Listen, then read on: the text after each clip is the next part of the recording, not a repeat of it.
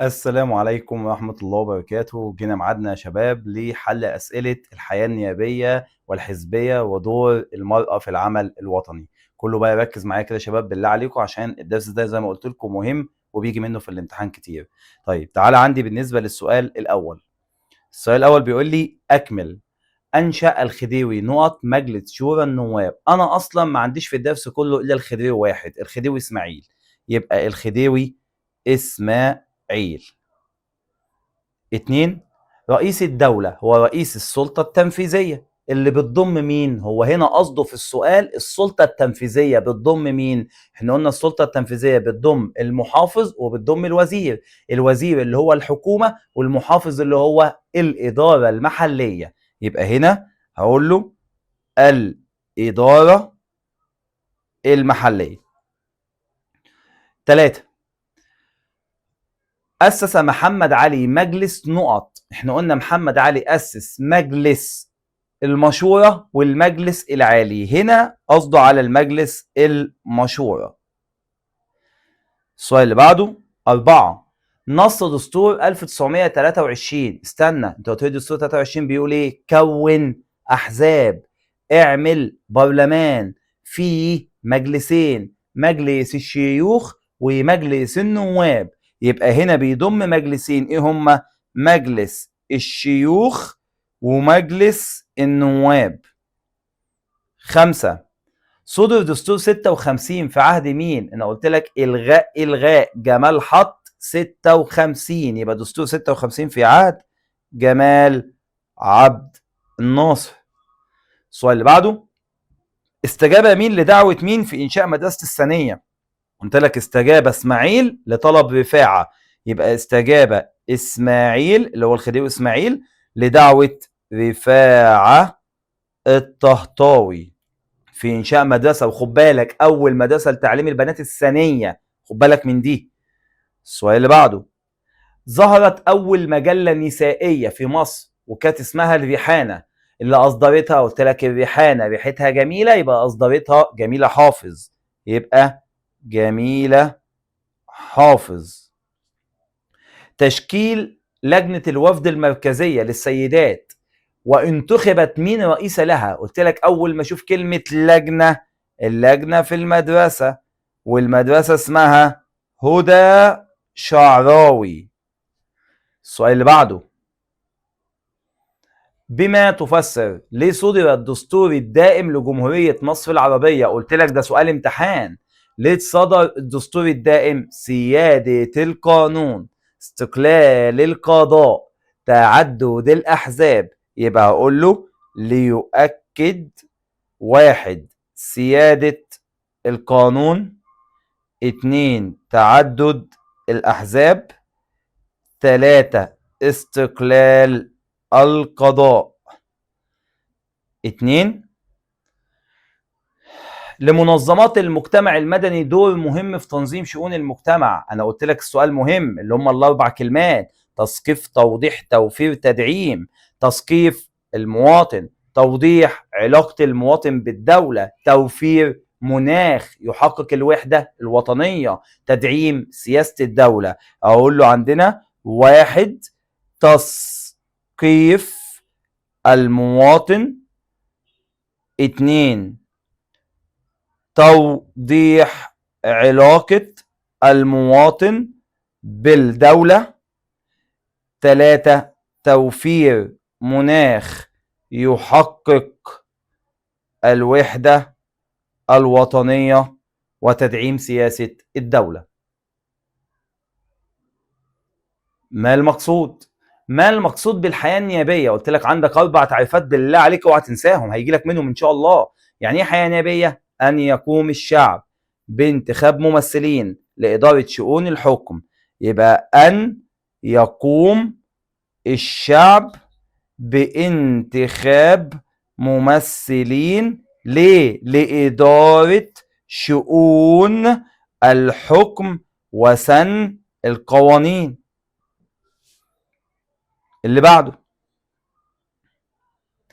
ما المقصود بالدستور؟ يعني ايه دستور؟ بالله عليك يا جماعه، انا قلت لكم 4 تعريفات. يعني ايه حياه نيابيه؟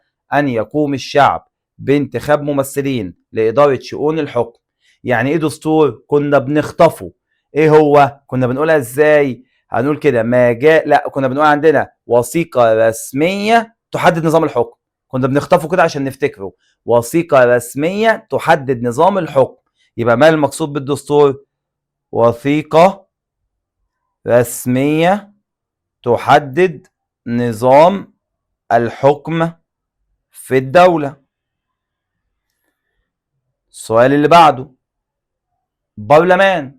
ما المقصود بالبرلمان؟ كنا بنغنيها: مجالس نيابية تتولى السلطة التشريعية. قلنا البرلمان ده مجالس نيابية اللي هو مجلس الشعب، اللي بيتولى السلطة التشريعية اللي هو بيحط القوانين. يبقى هقول له مجالس نيابية تتولى السلطة التشريعية.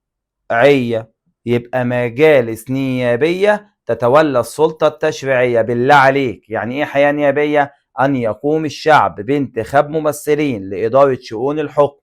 يعني ايه يعني ايه الدستور؟ وثيقة رسمية تحدد نظام الحكم. اخطفها كده.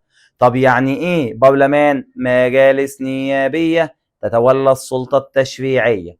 طيب يعني ايه بقى منظمات المجتمع المدني؟ احنا قلنا هي المجتمعات المحلية والمنظمات الحكومية والجمعيات الخيرية والنقابات العمالية. مش لازم تقول ده كله، قول هي منظمات تضم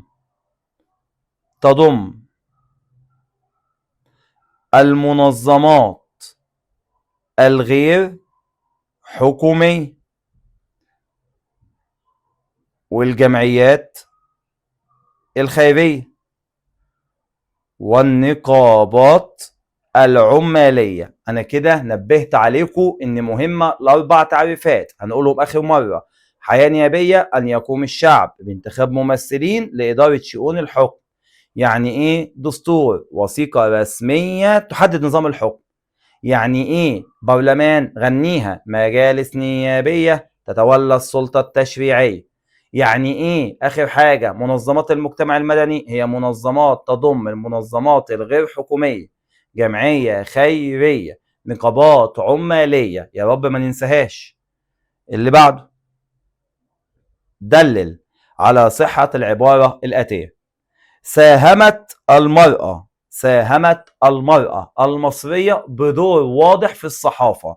احنا خدنا في الصحافة ان تم انشاء صحيفة نسائية، واتعمل اول مجلة نسائية اصدرتها مجلة الريحانة. اصدرتها الريحانة، ريحتها جميلة، يبقى اصدرتها جميلة حافظ. طب انا هقولها له ازاي؟ اقول له حيث تم اصدار صحيفة نسائية وأول مجلة نسائية سميت بالريحانة وأصدرتها جميلة حافظ. بالله عليك خد بالك من دي، أصدرتها جميلة حافظ. السؤال بقى بتاع الامتحانات: دلل كان لدستور 23 دور كبير في تطور الحياة النيابية. ده احنا كنا بنغنيها. كنا بنقول ايه؟ الدستور بيقول ايه؟ كون احزاب، اعمل برلمان فيه مجلسين: مجلس الشيوخ ومجلس النواب. كنا بنقولها باسلوب ده. يبقى هقول له هنا عندنا، هقولها له ازاي؟ اقول له عندنا حيث نص دستور 1923 على حرية تكوين الأحزاب وإنشاء البرلمان يضم مجلس الشيوخ ومجلس النواب الذي يتولى السلطة التشريعية. فبالله عليك خد بالك من السؤال ده. فكده ده بالنسبة عندي للحياة النيابية. خد بالك في الحياة النيابية ان محمد علي عمل مجالس استشارية. خد بالك ان اسماعيل عمل مجلس شورى النواب. خد بالك ان الاحتلال البريطاني عمل مجالس سوريه لا سلطه لها زي مجلس شورى القوانين، جمعيه عموميه، جمعيه تشريعيه. خد بالك ان اول ما اسمع كلمه ريحانه، ريحانه ريحتها حلوه جميله، يبقى اصدرتها جميله حافظ. اول ما اسمع كلمه لجنه، اللجنه في المدرسه والمدرسه اسمها هدى شعراوي. اول ما اسمع كلمه اول وزيره، يبقى اول ابو زيد، حكمه ابو زيد. اول ما اسمع عينها السادات، سين شين، طبعا الناس اللي ما اتفرجتش على الفيديو مش هتعرف يعني ايه سين شين، يبقى عائشه راتب. قلنا اول ما اسمع كلمه تشريعيه اسم تقيل، يبقى مين؟ امال عثمان. ده كده بالنسبه عندي للحياه النيابيه. كده خلصنا الدرس وحلينا الاسئله، مش محتاجين اي حاجه. اشوفكم على خير ان شاء الله باذن الله في درس جديد. ما تنساش تعمل لايك وتعمل شير للفيديو وتوديه للناس يا جماعه عشان كله يستفاد. اشوفكم على خير يا ابطال، والسلام عليكم ورحمه الله وبركاته.